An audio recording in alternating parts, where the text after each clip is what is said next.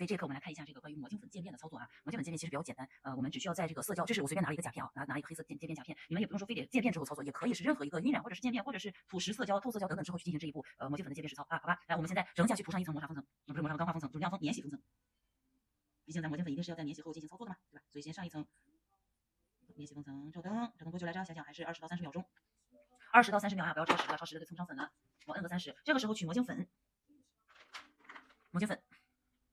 眼影棒或者拿自己的手也行，拿眼影棒。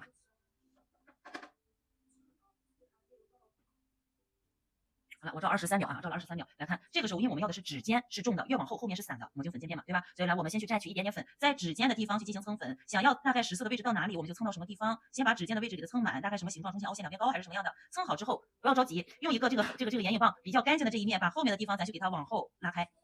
明白意思吧？直接就是把后缘咱们定好的那个位置的地方，往后每个地方往后带开。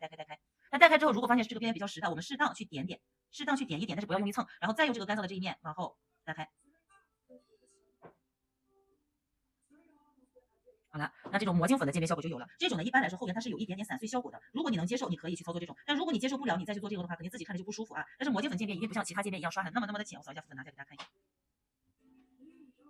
来看看，能看出来吧？后缘是散碎过去的，指尖是实的啊，慢慢散碎出去。那如果说想要我这个魔镜粉这个渐变的位置长一点的，是不是就可以来我再多往后刷一下？后面去用这种轻柔的手法，不像对前面那么用力了啊，轻柔的手法把咱们的这些魔镜粉给它刷上去，蹭上去。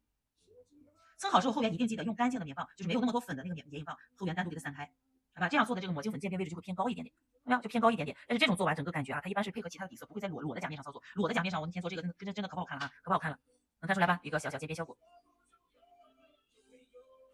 我这个还再说了，还有一层这个黑色啊，黑色渐变打底，没有打底直接这么做的话，只能就是说后面零零散散的，好吧？在纯的颜色上面做，一定注意好颜色对比度不要太强，对，就跟黑色跟白色做一样，白色上面你用黑色去点点，它肯定是脏乱的嘛，是不是？所以说注意好颜色搭配，好吧？这是这个魔镜粉渐变比较简单的一个操作方法。然后把这一层做好之后，我们扫掉多余的浮粉，边缘擦干净，不要有多的粉在边边上，然后涂底胶隔离，涂一层底胶隔离，然后上封层即可，底胶隔离上封层，